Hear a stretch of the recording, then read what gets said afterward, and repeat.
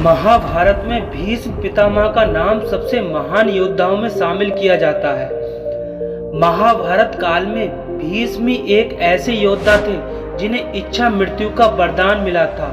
इसका अर्थ ये था कि कोई योद्धा कितना पराक्रमी क्यों ना हो, लेकिन भीष्म की इच्छा के बिना उनकी मृत्यु संभव नहीं थी। भीष्म को मारने के लिए भीष्म की मृत्यु की इच्छा को जागृत करना जरूरी था, वरना घायल अवस्था में भी भीष्म की मृत्यु नहीं हो सकती थी। कुरुक्षेत्र की रणभूमि पर इसी बात का फायदा उठाकर भीष्म का वध किया गया था। बल्कि ये कहना गलत नहीं होगा कि भीष्म को मारने के लिए युद्ध के नियमों की धज्जियां उड़ाई गई थी।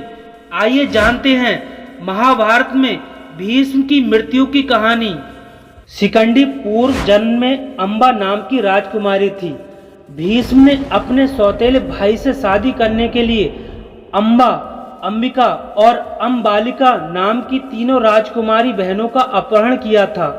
लेकिन जब अम्बा ने भीष्म से कहा कि वे साल्व देश के राजा से प्रेम करती हैं और उन्हीं के साथ विवाह करेगी, तो भीष्म ने अम्बा को सैनिकों के साथ साल्व देश के राजा के पास भेज दिया। अम्बा जब साल्व देश के राजा के पास पहुंची तो अम्बा को उन्होंने नहीं अपनाया।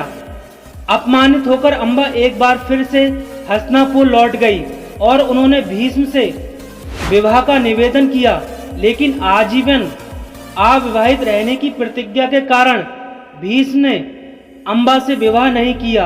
इस बात से क्रोधित होकर अम्बा ने भीष्म से प्रतिशोध लेने की प्रतिज्ञा की।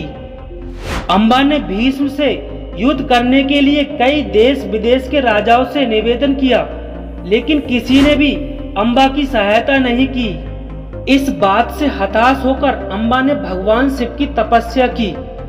तपस्या से प्रसन्न होकर भगवान शिव ने अम्बा को नीले कमल का हार दिया और कहा, जो भी इस हार को पहनेगा भीष्म की मृत्यु का कारण बनेगा।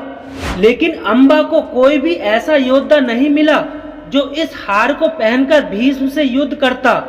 अम्बा ने इस हार को राजा द्रौपद के मुख्य द्वार पर लटकाकर प्राण त्याग दिए। इसके बाद अम्बा की मृत्यु हो गई। अम्बा का अगला जन्म एक ऐसे मनुष्य के रूप में हुआ जिसमें पुरुष और स्त्री के दोनों तत्व शामिल थे। इस कारण पुनर्जन्म की अम्बा को नपुंसक मानते हुए शिखंडी नाम दिया गया। राजा द्रौपद के घर में जन्म लेकर शिखंडी ने वयस्क होने पर द्वार पर लटकी नीले कमल की माला पहन ली। इस तरह निश्चित हो गया कि शिखंडी ही भीष्म की मृत्यु का कारण बनेगा। भीष्म एक दिन में हजारों सैनिकों को मौत के घाट उतार देते थे। ऐसे में अर्जुन सहित सभी पांडव चिंतित हो गए। दूसरी तरफ श्री कृष्ण को अच्छी तरह पता था कि पुनर्जन्म में अम्बा रहे शिखंडी को भीष्म से प्रतिशोध लेना है। इसलिए उन्होंने भीष्म के सामने शिखंडी को शस्त्रों के साथ भेजने के लिए कहा। भीष्म पुरुष योद्धा के अतिरिक्त किसी पर भी अपना शस्त्र नहीं उठाते थे।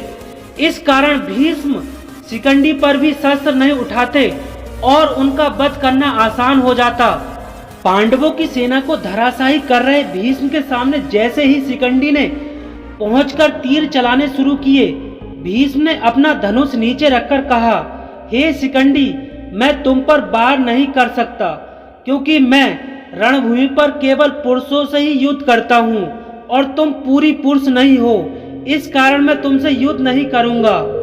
भीष्म की बात सुनकर शिखंडी ने उत्तर दिया, हे भीष्म, रणभूमि पर युद्ध करने वाला प्रत्येक मनुष्य योद्धा होता है। मैं एक योद्धा हूँ और युद्ध करना मेरा कर्तव्य है। आपका वध करने के लिए मैंने जन्म लिया है। ये कहकर शिखंडी ने भीष्म को पूर्व जन्म की कहानी सुनाई, जिसे सुनकर भीष्म लज्जित हुए। शिखंडी ने ज्यादा समय व्यर्थ न करते हुए भीम पर बाण चलाने शुरू किए, लेकिन भीष्म शिखंडी के किसी बाण का प्रतिकार नहीं कर रहे थे। भीष्म का सुरक्षा कवच इतना मजबूत था कि शिखंडी ने काफी समय तक भीष्म पर वार किया, लेकिन भीष्म को कोई हानि नहीं हुई। भीष्म अपने रथ पर खड़े रहकर शिखंडी के हर वार को सह रहे थे। शिखंडी के तीरों में इतनी शक्ति नहीं थी कि वे पराक्रमी भीष्म के सीने को भेद पाते। इसलिए अंत में युद्ध के नियमों को तोड़ने का फैसला किया गया। महाभारत की कहानी के अनुसार कुरुक्षेत्र के युद्ध के समय भीष्म की आयु 150 साल से भी ज्यादा थी। ऐसे में भीष्म की नजर कुछ कमजोर हो चली थी। इस बात का लाभ उठाते हुए अर्जुन ने पीछे से छुपकर शिखंडी के साथ भीष्म पर बाण चलाने शुरू कर दिए। शिखंडी और अर्जुन के तीरों का रंग लगभग एक जैसा ही था, इसलिए भीष्म को ये पता नहीं चल पाया कि अर्जुन भी शिखंडी के साथ मिलकर उन पर वार कर रहा है। कुरुक्षेत्र की रणभूमि पर युद्ध लड़ने के लिए ये नियम बनाया गया था कि किसी भी योद्धा पर एक साथ दो योद्धा वार नहीं करेंगे, लेकिन युद्ध में कई बार इस नियम को तोड़ा गया। इसके अलावा कोई योद्धा दूसरे योद्धा पर छुपकर वार नहीं कर सकता था। युद्ध में इस दूसरे नियम की धज्जियां उड़ाई गईं। शिखंडी की आड़ में अर्जुन ने भीष्म पर कई दिव्य तीर चलाए। अर्जुन ने लगातार भीष्म पर इतने तीर चलाए कि उनका सीना छलनी हो गया, लेकिन अपने पिता शांतनु से इच्छा मृत्यु का वरदान प्राप्त कर चुके भीष्म की मृत्यु नहीं हुई। अंत में भीष्म ने लगे तीरों की परवाह न करते हुए तलवार लेकर रथ से नीचे उतरने लगे।